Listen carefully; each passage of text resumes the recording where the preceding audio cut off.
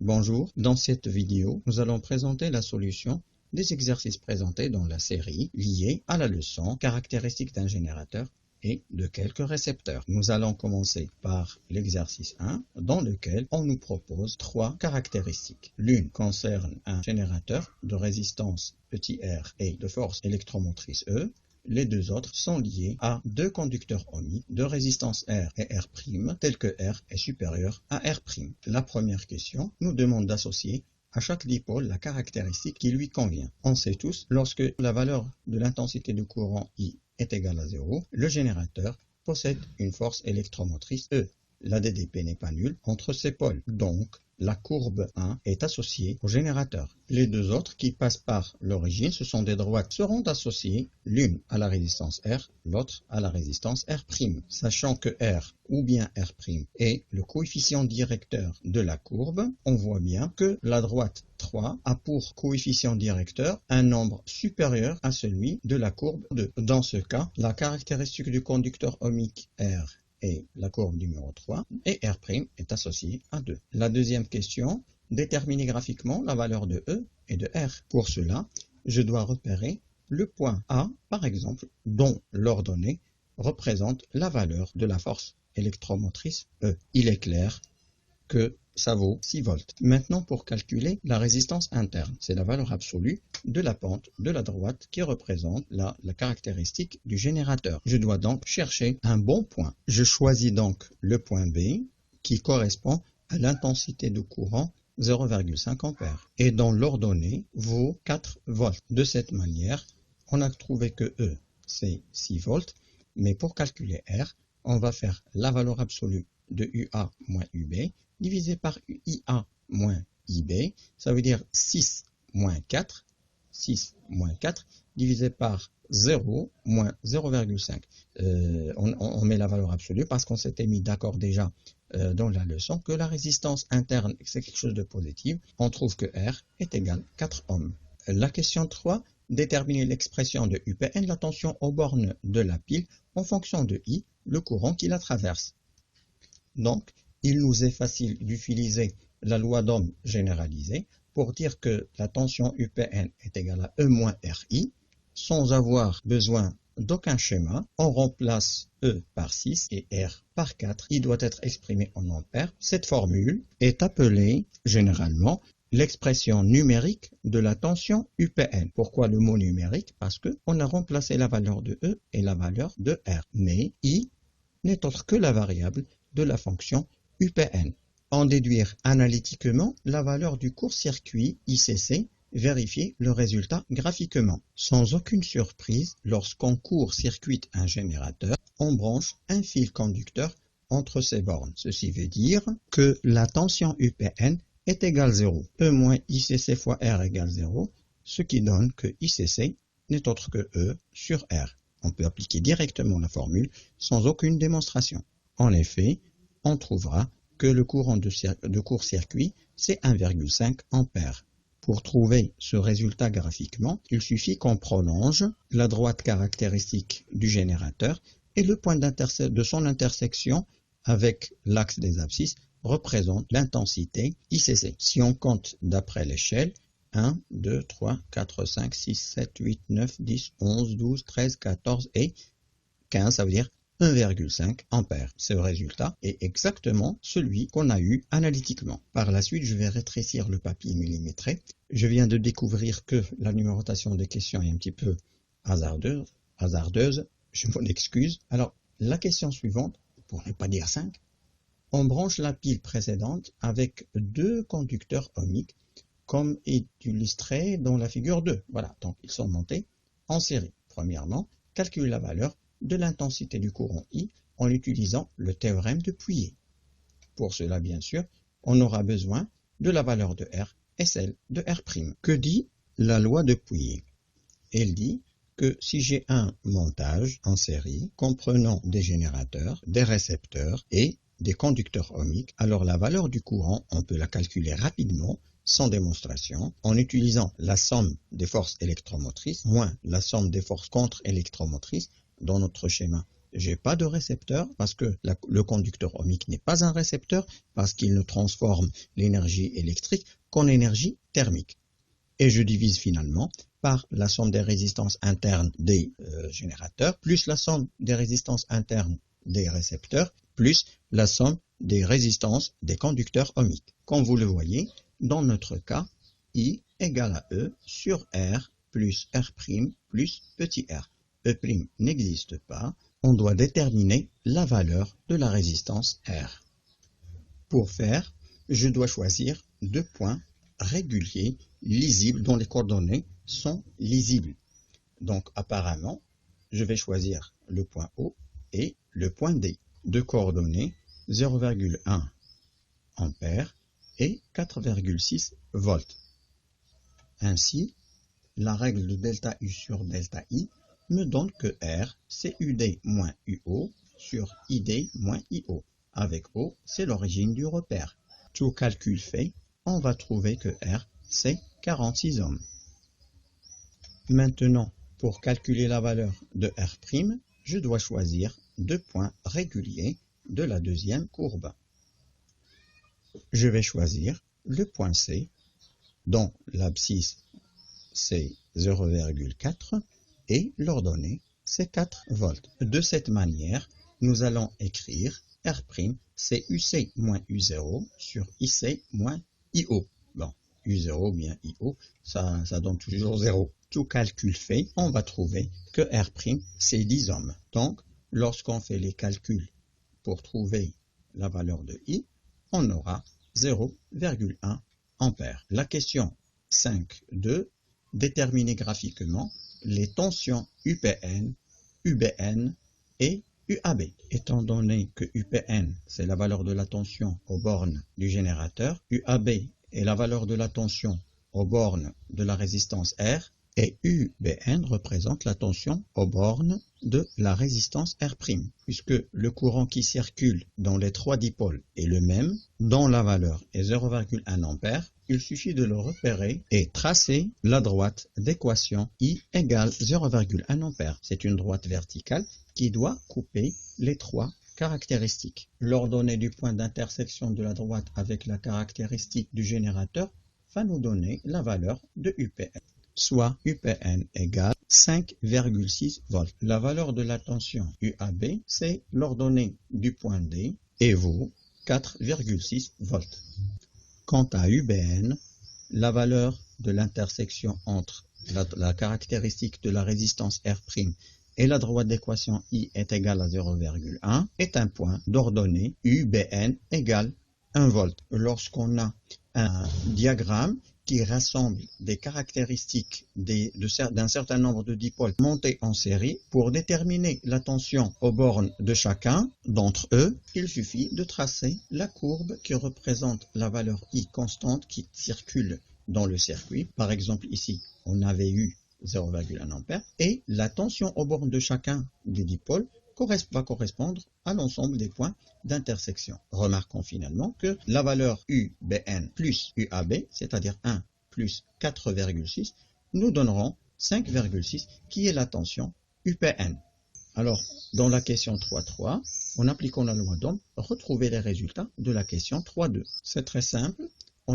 Pour calculer UPN en utilisant la loi d'Ohm généralisée, ça sera E moins RI, c'est-à-dire 6 moins 4 fois 0,1, ce qui va me donner les 5,6. Pour UAB, c'est tout simplement R fois I, donc 46 fois 0,1, c'est 4,6. Et UBN, c'est 10, la valeur de la résistance, multipliée par l'intensité du courant, ça va me donner 1 volt. On se demande bien sûr, que se passe-t-il pour un montage en parallèle? Donc on branche maintenant la pile précédente avec les deux conducteurs ohmiques, comme c'est illustré dans la figure 3. On nous demande de calculer la tension UPN aux bornes du générateur. Parmi les méthodes qu'on peut utiliser pour calculer UPN, on peut rassembler les deux résistances dans une résistance équivalente et utiliser le modèle éclaté, ou bien le modèle, si vous voulez, de Thevenin du générateur, et remarquez qu'on a comme si un générateur qui donne la tension E et en série avec deux résistances. Il suffit donc d'appliquer la règle du diviseur de tension. La résistance équivalente, c'est R en parallèle avec R'. Donc, R équivalent, c'est R fois R' divisé par R plus R'.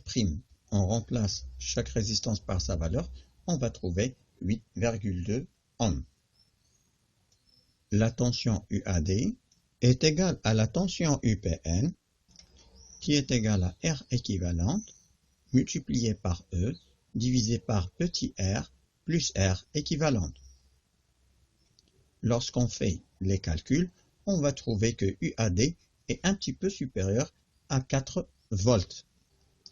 Pour déterminer graphiquement les valeurs des intensités du courant I, I' et I0, on doit chercher les abscisses des points d'intersection entre chacune des caractéristiques avec la droite d'équation U égale 4 volts.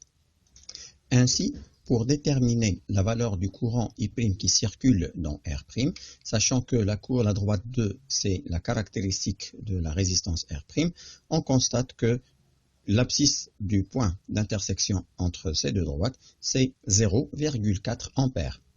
Par la suite, la recherche de I donne un point plus ou moins flou, c'est pas très clair.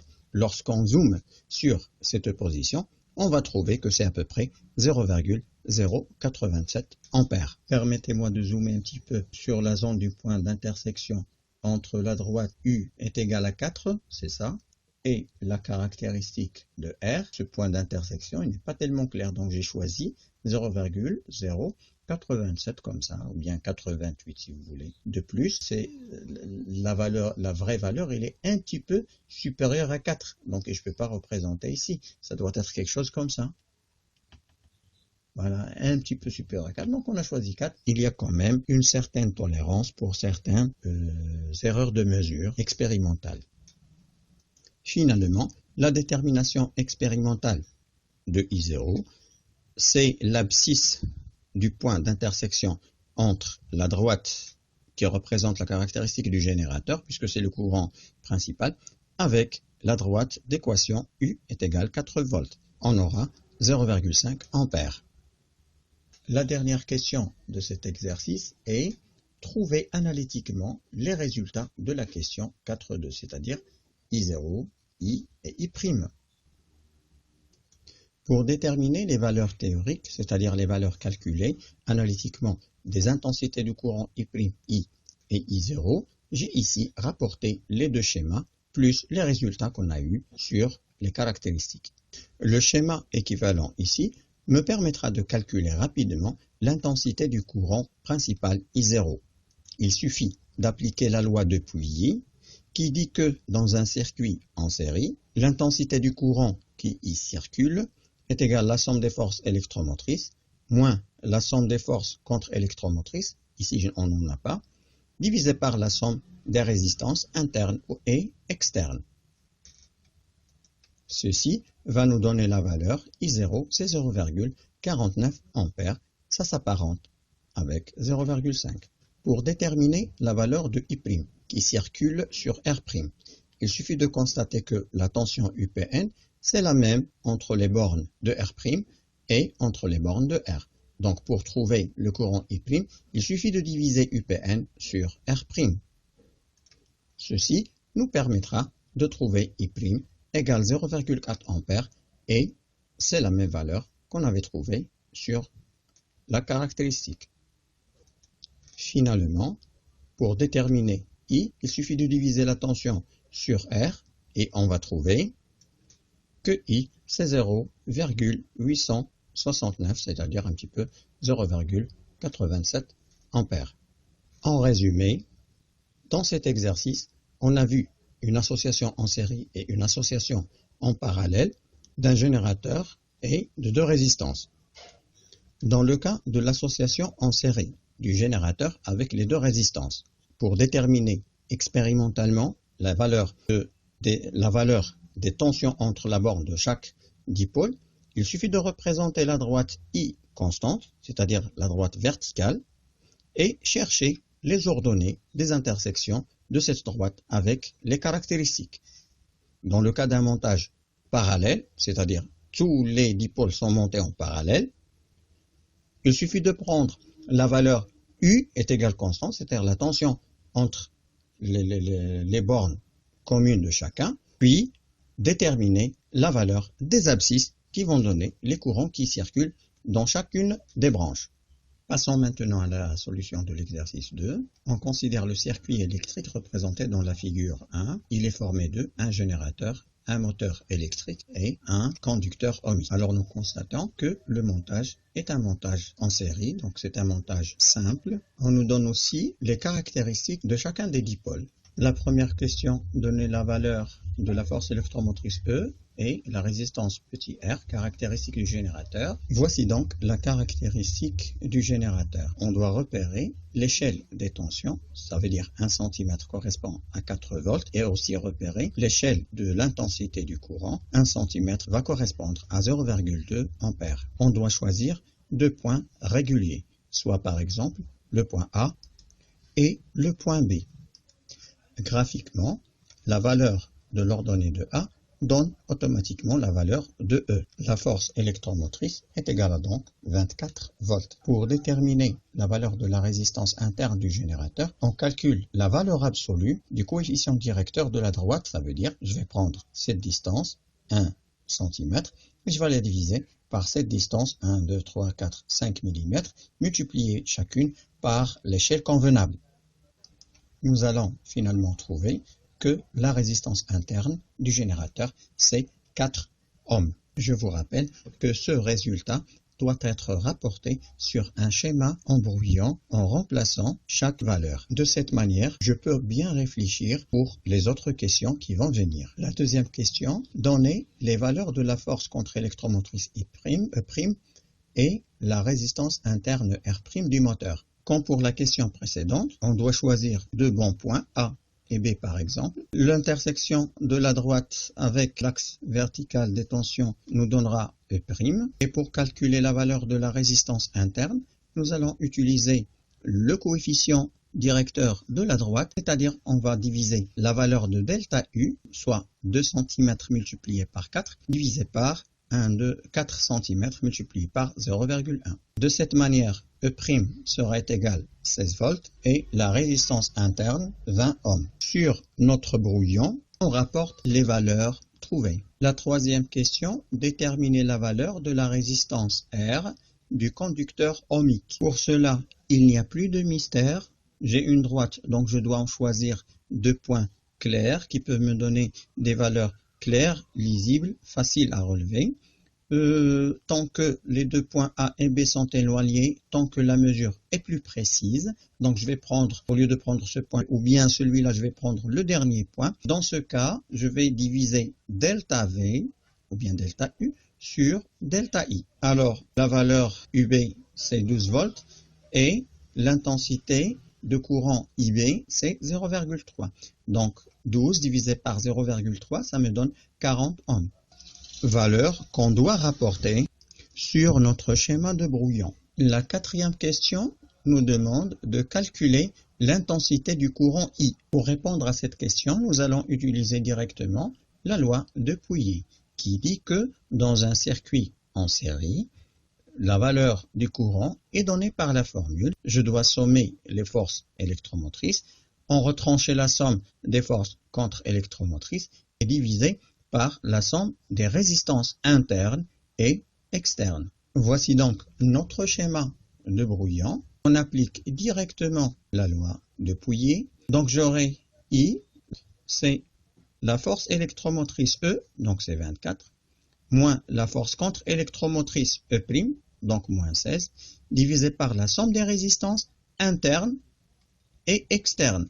4, la voilà, plus 20, la voici, plus 40. Le résultat me donne I, c'est 0,125 ampères. La dernière question, en déduire les tensions UPN, UBN et UAB. Je dois représenter les tensions sur mon schéma. Donc UPN, voici UAB et bien sûr UBN. Pour le calcul de UPN, nous allons utiliser la loi d'Ohm généralisée. Les calculs vont donner 23,5 volts. Pour la tension UAB, nous allons tout simplement utiliser la loi d'Ohm pour un conducteur ohmique avec 40 qu'on doit multiplier par 0,125 ampères.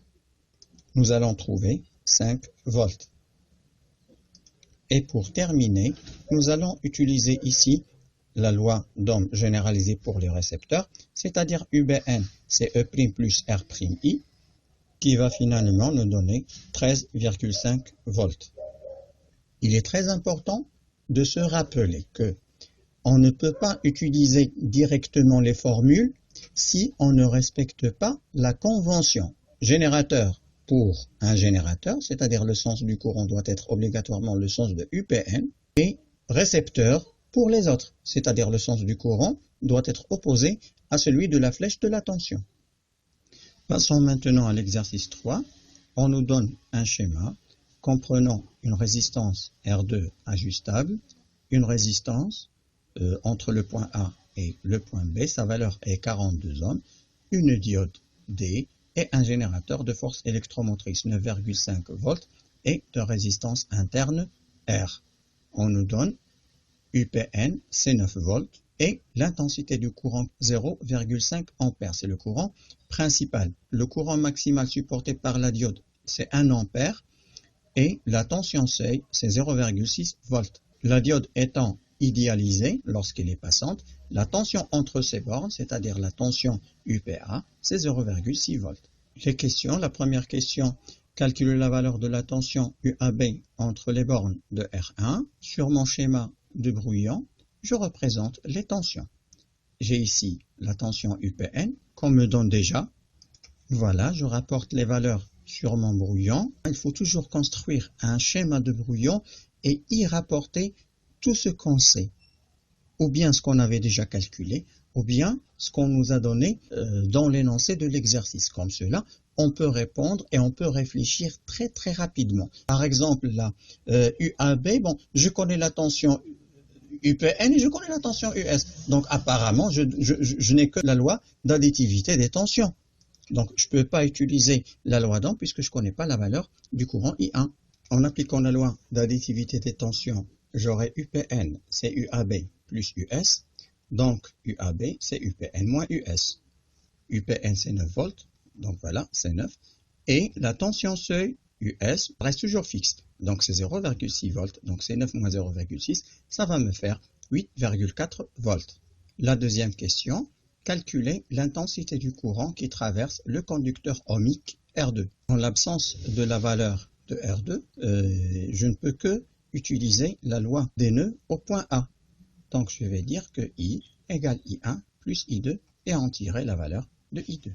Il est facile pour calculer la valeur du courant I1 de diviser la tension UAB sur la valeur de R1. Tout simplement, on utilise la loi d'Ohm.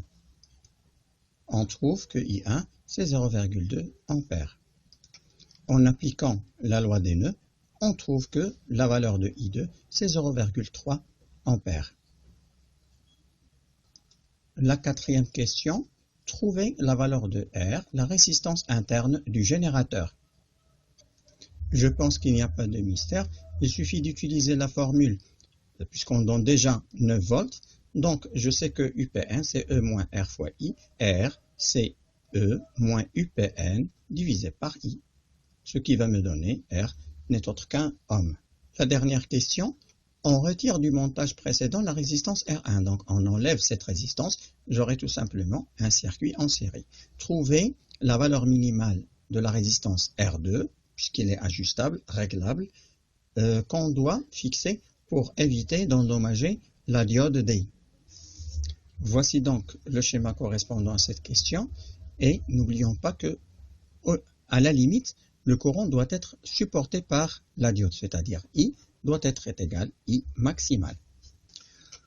En appliquant la loi d'additivité des tensions, je pourrais avoir la tension UAN. UAN, lorsque je vais la diviser par I max, elle va me donner R2. Sachant que la valeur de UAN, c'est R2 fois I max. Et UPN, c'est E moins R fois I. Lorsqu'on exprime la loi d'additivité des tensions, j'aurai R2 fois Imax est égal à E moins R fois Imax moins US. En ramenant Imax d'un côté, j'aurai R2 plus R, facteur de Imax, est égal à E moins US. D'où R2, c'est E moins US divisé par Imax, moins R. Tout calcul fait, j'aurai R2, c'est 7,9 ohms. La résistance minimale que je peux brancher ici doit valoir 7,9.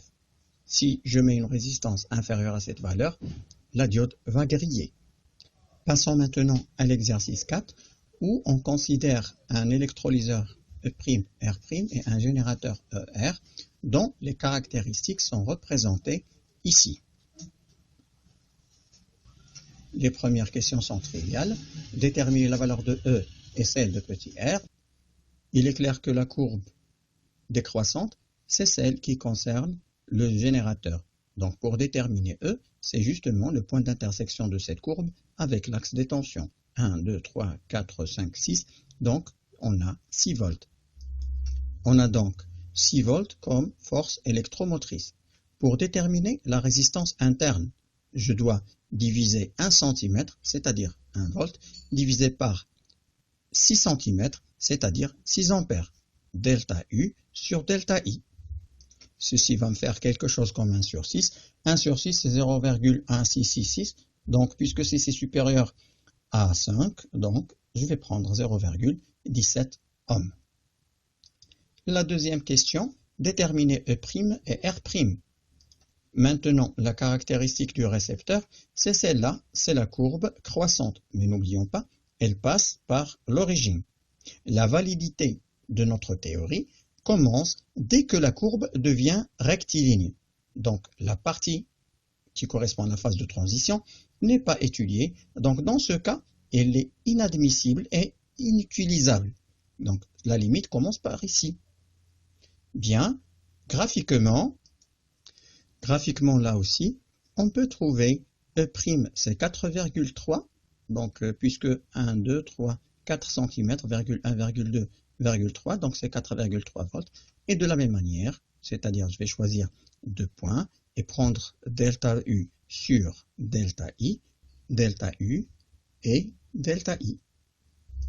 En faisant les calculs, je vais trouver ici 1 cm,4 et là c'est 6 cm, donc, puisque 1 cm correspond à 1 volt et sur l'axe des abscisses, 1 cm correspond à 1 ampère, donc c'est 1,4 sur 6, c'est 0,233, etc. Donc on se limite à 2 chiffres après la virgule. La question 3, calculer l'intensité du courant qui circule dans l'électrolyseur et le générateur. Voici donc le schéma de la situation. Dans ce cas, on peut appliquer la loi de Pouillet qui dit que l'intensité du courant I, c'est E moins E' divisé par la somme des résistances internes et externes. Dans ce schéma, il n'y a aucun, bien dans ce montage, il n'y a aucun conducteur ohmique. J'aurai I est égal à 4,25 ampères. Rien ne m'empêche d'utiliser la méthode du point de fonctionnement. Pourquoi? Parce que dans mon circuit, je n'ai que le récepteur, c'est-à-dire l'électrolyseur, et le générateur. Donc le point d'intersection entre la droite de charge, et qui est dans ce cas la caractéristique du générateur, et la caractéristique du récepteur, le seul utilisé. On réalise le montage de la figure 2. Maintenant, au lieu de travailler avec le générateur et l'électrolyseur, j'ajoute en série avec les deux une résistance, c'est-à-dire un conducteur ohmique de résistance R. Calculer la valeur limite, R limite de la résistance R, pour laquelle l'électrolyseur peut fonctionner. Pour le modèle entre nos mains, le récepteur ne fonctionne que si la droite de son alimentation, c'est-à-dire la droite de charge, coupe la partie droite seulement de la caractéristique. Donc, à la limite, considérons par exemple cette droite comme étant la droite de charge. Maintenant, on se demande quelle est la position qui me permettra d'avoir un bon fonctionnement. C'est juste au début de la ligne droite. C'est donc la droite de charge limite pour le fonctionnement de ce dipôle. Alors, pour pouvoir résoudre le problème graphiquement, on a supposé que le générateur et le conducteur ohmique joueront le rôle d'un générateur fictif de Thévenin. Dans ce cas, la pente, ou bien la valeur absolue du coefficient directeur de la droite limite va être égale à la somme des résistances, c'est-à-dire petit r plus grand R limite. Alors, 6 divisé par 1,9, parce qu'elle passe par 1,9 et la courbe passe par 6. Pourquoi il doit passer par 6? Parce que E, il doit obligatoirement passer par E, est égal à 3,16 ohms. Je dois en retrancher R pour finalement trouver que la résistance limite, c'est 2,99 ohms, à peu près 3 ohms. Est-ce qu'on peut faire cela analytiquement? Bien sûr. Alors, considérons maintenant le schéma avec le courant illimité qui circule maintenant. Donc, graphiquement, la droite commence à partir de I est égal à 0,5. Alors, 0,1, 2, 3, 4 et 5. Le courant limite, c'est 0,5 ampères. On peut donc utiliser la loi de Pouillet pour déterminer l'expression du courant I limite. Donc, I limite, soit minimal, c'est E moins E' sur R plus R' sur R, c'est la résistance limite. On fait produit des moyens est égal à produit des extrêmes. On aura R plus R' plus R limite est égal à E moins E' sur I limite. Puis on ramène R et R' de l'autre côté et on aura ici un signe moins. R limite, c'est 3 ohms, qui est en parfait accord avec le résultat graphique. Passons maintenant à l'exercice 5. Il est formé de deux parties. Dans la première partie, on nous donne un schéma. En plus de ça, il y a une caractéristique. Donc la figure 1 représente la caractéristique d'une lampe à incandescence. On réalise un montage électrique en série, représenté de la figure 2, en utilisant un générateur 16,2 volts, donc déjà on nous donne des informations. La lampe L est un conducteur ohmique de valeur 8 ohms. Là, le problème avec de tels dipôles, tels que par exemple la lampe, je n'ai pas une loi analytique, je n'ai pas la relation entre I et U écrite d'une manière analytique. De plus, si je l'ai, ça ne sera pas linéaire, ça sera, puisque c'est une courbe, ce n'est pas une droite ni un morceau de droite. Donc, j'aurai pas mal de difficultés à travailler d'une manière analytique en utilisant bien sûr la lampe comme dipôle. La première question représente la caractéristique du générateur sur le même graphe que la figure 1, montrez alors qu'on ne peut pas brancher directement la lampe entre les bornes du générateur. On sait que l'expression de la loi d'Ohm généralisée, c'est-à-dire celle de la droite qu'on doit tracer, c'est UPN est égal à 16 moins 2I, puisqu'on nous donne que la force électromotrice du générateur c'est 16 volts et sa résistance interne est 2 ohms. Pour faire, je sais que je dois commencer tout d'abord par 16. 16, c'est ce point-ci.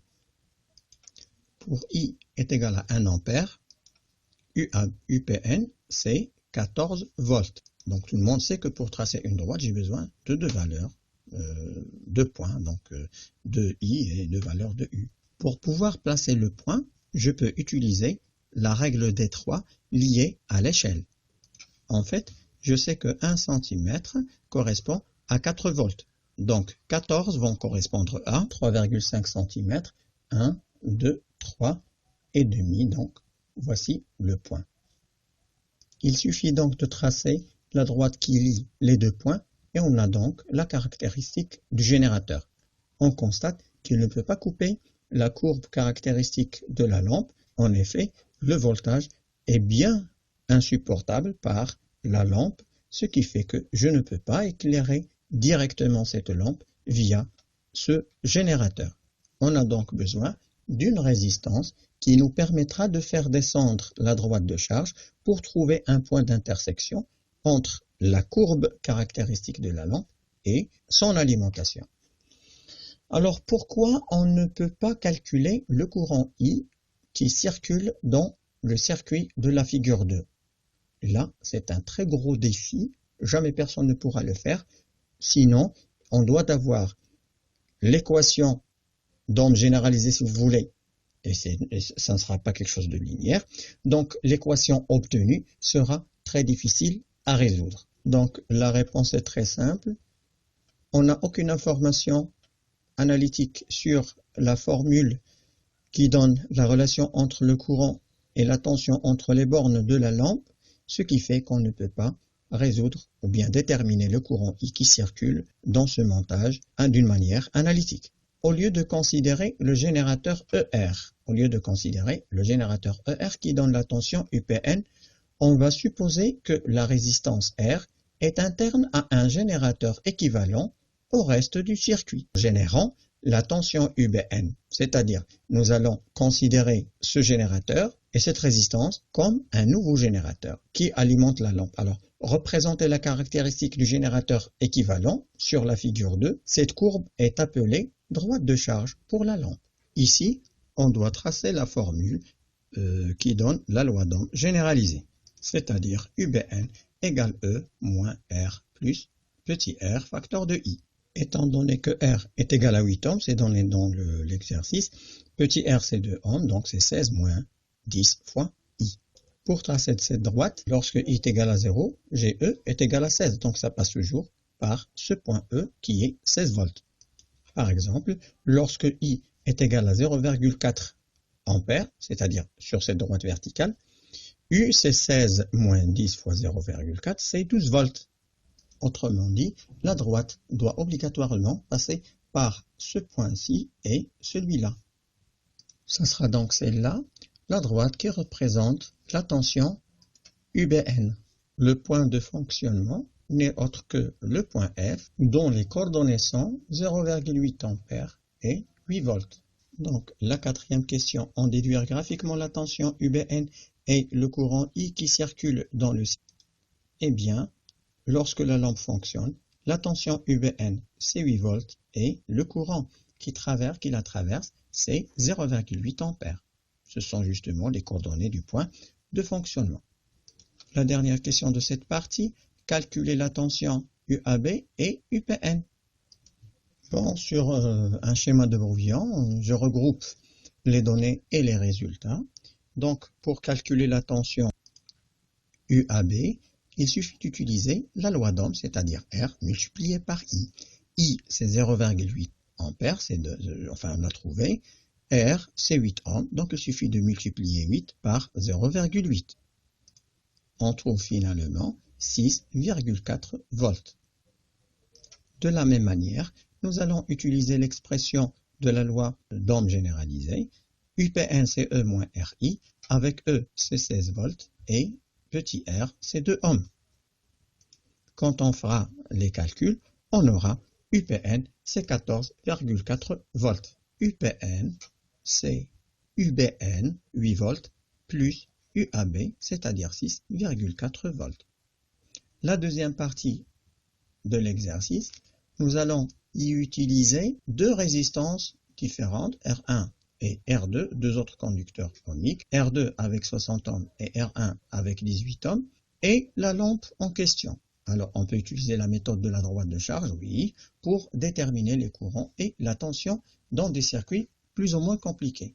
Alors, soit alors le circuit, un montage en dérivation. Alors, la force électromotrice du générateur équivalent, c'est-à-dire nous allons considérer l'ensemble, c'est-à-dire le reste du schéma, comme un générateur UCD, qui donne la tension UCD aux bornes de la lampe à vide.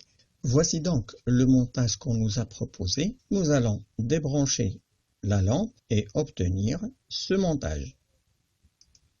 Maintenant, la tension à vide du générateur fictif formé par le reste du circuit sera la tension UCD de ce schéma.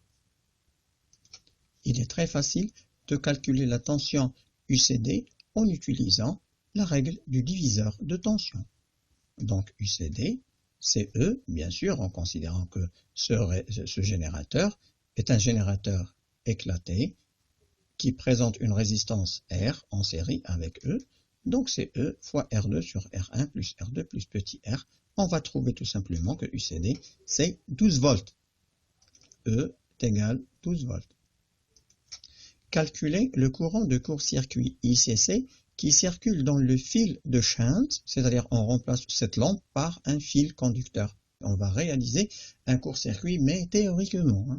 Donc voilà, lorsque je court-circuite C, les deux points C et D, lorsque je les shunt, j'aurai un schéma qui ressemble à ça. Normalement, dans le manuscrit de la solution, ça c'est la figure 7, lorsqu'on y utilise la formule de Pouilly, puisque c'est un circuit en série, on dit que le courant qui y circule, c'est la force électromotrice, moins la force contre-électromotrice, qui n'existe pas ici, c'est 0, divisé par la somme des résistances, n'est autre que R1 et petit r. Voilà, je corrige, et j'aurai ICC, c'est 0,8 ampères. Ce sont donc ces deux valeurs qui vont me permettre rapidement de tracer la droite de charge sur le plan contenant la caractéristique de la lampe. Voici donc la droite qui passe par le point d'ordonnée 12 volts, d'abscisse 0, et celui d'ordonnée 0 et d'abscisse 0,8. Celle-ci sera la caractéristique du générateur équivalent. Bien sûr, le point d'intersection de cette droite avec la caractéristique de la lampe me donnera le point de fonctionnement de celle-ci, c'est-à-dire le courant c'est 0,56 ampères et la tension c'est 3,6 volts. Ce sont exactement les valeurs qu'on nous demande de montrer dans la question 4. Alors, déterminer les valeurs de I', I, UPC et UAB. I', I, UPC, c'est-à-dire cette tension, et UAB, c'est-à-dire la tension aux bornes de la lampe. Commençons par le calcul de I'. Alors, on a UCD, c'est I' fois R2, c'est la loi d'Ohm. Or, UCD est égal à tension UAB. Donc, I', c'est UAB divisé par R2. On trouvera 0,06 ampères. On a déjà vu que le courant IL, c'est 0,56 ampères. Donc, pour déterminer la valeur de I, c'est la somme CIL plus I'. Donc, I, CIL plus I', c'est 0,62 ampères en utilisant la loi des nœuds, ou bien au point C, ou bien au point D. Il est très facile maintenant de voir que la tension UPC, c'est I multiplié par R1. En remplaçant les valeurs, on va trouver 11,16 volts. Quant au générateur, il suffit d'utiliser la loi d'Ohm généralisée. Les calculs dans ce cas vont donner 14,76 volts.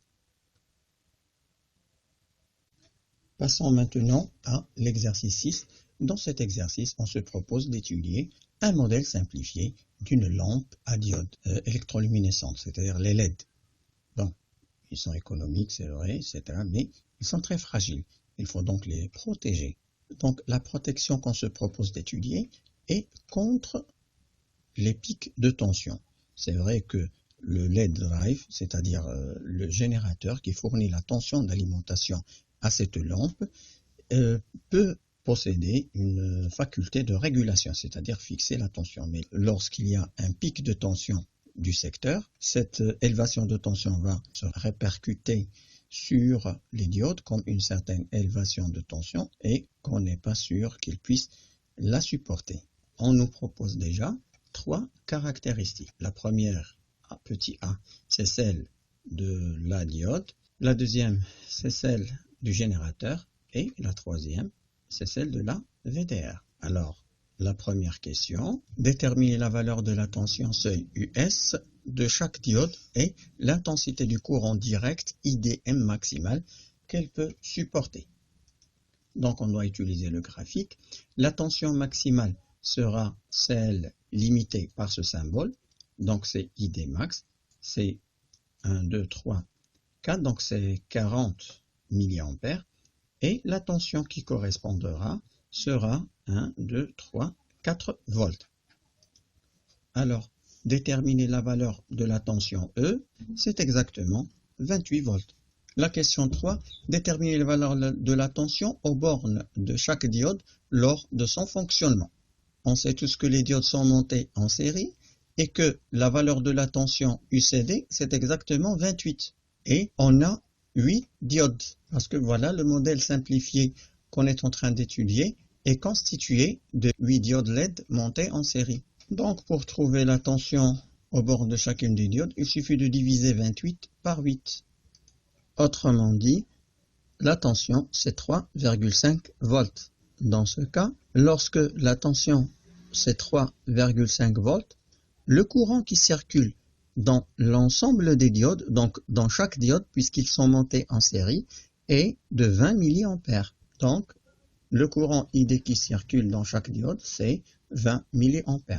Déterminer la valeur de l'intensité du courant IV qui circule dans la VDR. Cette dernière se comporte-t-elle comme un interrupteur ouvert ou bien comme un interrupteur fermé? Voyons voir du côté de la VDR. D'après le schéma de la caractéristique, lorsque la tension est de 28 volts, alors le courant est nul. Ça veut dire aucun courant IV ne circule dans la branche AB. Ceci veut dire que tout le courant qui sort du LED drive va partir dans les LED. Elle se comporte alors comme un interrupteur ouvert. Pendant une durée assez courte, la tension UAB passe brutalement à la valeur U'AB, c'est 36 volts. Alors, le régulateur, bien sûr, a besoin d'une certaine durée delta T pour rétablir sa valeur initiale. Donc, on doit avoir une roue sous cours, si vous voulez, pour s'en sortir. Alors, montrez qu'en l'absence de la VDR, les diodes s'endommagent sous cette surtension. Alors, en l'absence de la VDR, toute la tension attaque la branche CD.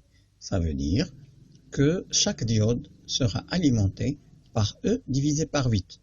Sachant que la tension maintenant est de 36 volts, en la divisant par 8, on aura 4,5 volts. D'après le schéma de la caractéristique, la tension ne doit pas dépasser les 4 volts. 4,5 volts, c'est trop loin, les diodes vont être détruites. La question suivante. En considérant que la caractéristique de la VDR possède un comportement asymptotique comme un conducteur ohmique, calculez sa résistance des dynamiques pendant la période de surtension. Se comporte-t-elle alors comme un interrupteur ouvert ou bien fermé? Voici donc la caractéristique de la VDR. On constate que lorsque la tension est à 36 volts, on constate qu'elle se comporte comme une droite horizontale. Ça veut dire une résistance quasiment nulle. Comment cela? Si je choisis 2 points de la droite, la variation de la tension entre ces 2 points, c'est 0. Donc, quel que soit le courant, lorsque la tension dépasse la tension supportée par les diodes, la résistance se comporte comme un court-circuit. C'est-à-dire, il empêche le courant de passer dans les diodes. Ainsi, elle les protège. En déduire l'intensité du courant I'D qui passe par les LED durant la période de la surtension. Alors, comment la VDR protège-t-elle les diodes? On vient de le dire, la VDR se comporte comme un fil conducteur. Dans ce cas, la totalité du courant va passer dans le fil AB et l'intensité du courant qui va passer ici dans les diodes est 0. Pourquoi? Parce qu'elles ont été court-circuitées.